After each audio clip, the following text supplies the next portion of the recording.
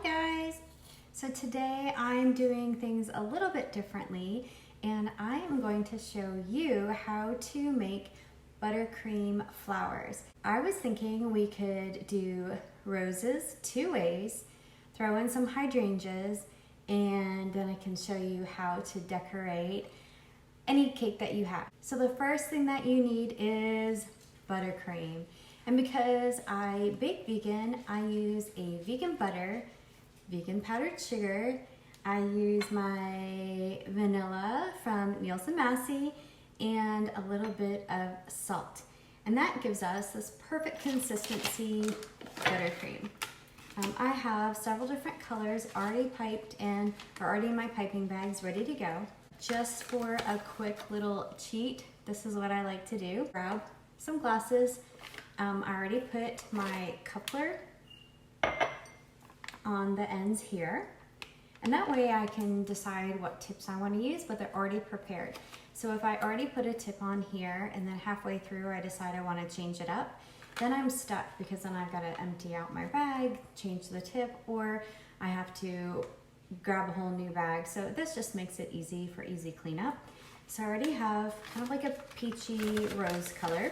I also have this pretty pink, and what I did is I piped a little bit of that peach inside of it, just for a little bit of color variation that we're gonna have later. I also have this purple color. We're gonna use this for the hydrangeas, and I have some of the pink just lining the outside edges. So I pipe the outside first, and then I fill it in just using like an ice cream scoop. Fill the middle with the other color, that's my base, and so we'll have some pretty variation. And I have some parchment squares. I also have a nail that you can or don't have to use. I happen to purchase one in a decorating kit, and I have a little cup. You can use a styrofoam cup, you can use whatever I have, but that just it allows me to place this, like if I want to put something down and I already have something started, I don't have to worry about it dropping. Last but not least, I have all these piping tips.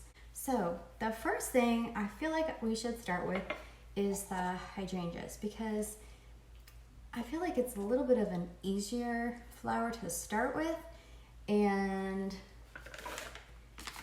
as long as you have kind of the basics in play, you don't have to worry too much about perfection.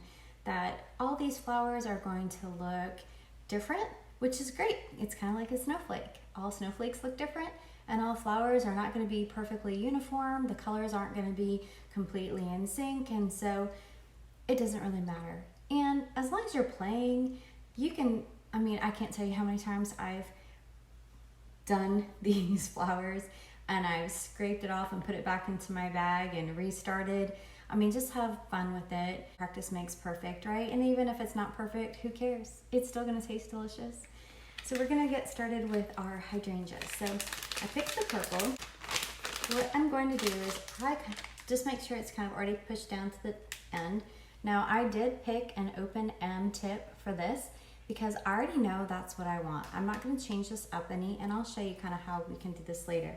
But what I like to do is just practice, and I squeeze a few of it out, and that just lets me see, is the consistency okay? Is the colors meshing together all right? And you know, we can make it as colorful or as crazy as we want. Mine's gonna be a little bit fun, so that's what we're going with. I like to, for my grip, which you find your own way, but I kind of like to take the end and twist it around my finger, and then I just give it a little bit of twist. That just lets me hold on to it a little bit better, so that way when I apply pressure to it, it's not falling out of my hand. Okay, so here we go. And here's another tip for you. If you don't have a nail head, that's perfectly fine. You can also use like the top of a cup, but what you're basically going to be doing is you have this spinning motion so that when you're using your piping bag, you're not going to have to keep moving all around. It keeps it a little bit more centered and easier to use and decorate. So what we're going to do is create our flowers, and then we are going to freeze them for about 5 to 10 minutes. That way we can transfer it onto our cake without any problem. And I feel like that's a little bit easier because then I have more of a creative view of how I want them to go. And if I make any mistakes, I can simply not use that flour, or I can scrape it and redo it. But if I'm doing it directly on my cake, then I'm kind of like stuck, right? If I make a mistake, then I have that flour on there that I might not have wanted. So I'm going to just bypass those steps and do this a little bit differently. So what you're going to do is take your nail head, and then you put a little bit of buttercream on there, put your parchment on top, press that down, and that just holds it in place. Okay, for the hydrangeas, basically you are going to start in the middle. You're gonna do a push and then stop pressing and just pull up. And then what we're gonna do from here is we're just gonna build it up. I'm gonna push next to it, stop, pull up. Apply your pressure as much or as little as you want. And what I find is that the faster I do it, and I'm not trying to be as precise, the better it looks. I also like to kind of twist the way I use this, because like if I got this peach color on one side and a pink on the other, that way that's not completely uniform, and so it just shows variation, which is like a natural flower, right? Filling in any gaps. And that's your basic hydrangea. Like I said, it doesn't have to be perfect, but once you get it all on your cake, it's gonna look gorgeous, and you're gonna be surprised at how pretty that all comes together. Next up, we're going to do our rose tip.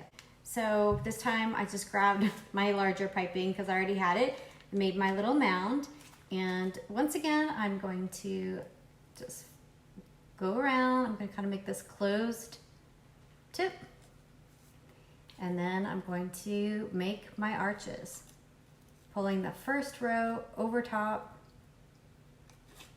and if it kind of pulls away, just push it back in. It's perfectly fine. They don't have to be perfect, but we're just gonna keep following that pattern. And then once we get to the end, we just go ahead and add more of our open flower. And I'm just going to do it a little bit more open. And don't worry about the bottom, because we're actually gonna fill it in with some leaves, and so you're not gonna really worry about that. So there is our rose. Again, I'm gonna freeze this for a couple minutes, and then we're gonna transfer all these to our cake. And for this is our easy rose. I'm gonna push down in the middle, and then simply start swirling. Stop your pressure, and then just kind of pull it up. Push down and simply swirl it around. Depending on how much pressure you add, that's how big your rose can be, but we have a small cake, so we're just gonna do a smaller rose. Okay, so this is where the fun and the magic happens. I have my frozen flowers. I have some other ones that I did a little bit earlier just to change up some variation.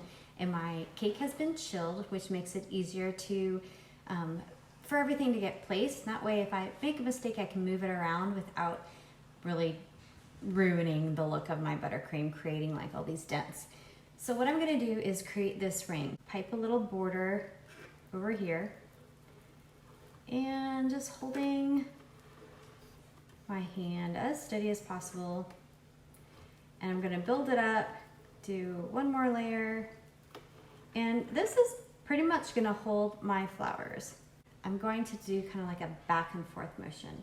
So I'm gonna just gently peel this off and place it on my cake. Now again, this is a little cake and I've got a lot of flowers, so I'm going to choose wisely. I'm gonna go ahead and maybe put this right here by the purple hydrangea. Look at these cute little flowers. I like these flowers, they're super pretty. And you'll find if you can't really move your flowers around too much, then you do need to put them back in the freezer. So I'm gonna carefully peel that off and put this right there. And don't worry if anything if you have some spacing in between, because we're gonna fill that up with some greens afterwards. And then what you can also do is make some of your fancier flowers, the hydrangeas and the more intricate roses first. And then what you do is just take your piping bag with your 1M, and you could actually go in and create your roses right on there and fill in any spaces. And so what I'm going to do is I'm just going to fill in the spots with a few of these. And then what you can also do is take your piping bag and just throw in some of these fun little star tips. Now we're going to add in our greenery. And if you want to practice this a couple times before you actually apply, that's great. So you're going to hold it like that. And just to practice, grab your tip and hold it and apply pressure. So it's basically you hold it first and then you pull out. So you apply your pressure, hold it, and then you pull out, and that becomes like your little leaf. So I'm gonna go in and just fill in some gaps. See, I have this little space right here, and it looks like that would be the perfect place to throw in this little flower, because why not, right? Okay guys, you can continue to pipe whatever you want onto here, but this is pretty much a decorated flower with just simply buttercream flowers. We did roses, we did hydrangeas, we did a few quick little star tips in there, and then our leaves. So that's it. Super easy, really pretty, and pretty simple too. Best of all, it's delicious. So have fun with all your decorating, and I can't wait to see all your creations. And thanks to Nielsen Massey, because they make some awesome vanilla, which is what we love for our buttercream. So enjoy.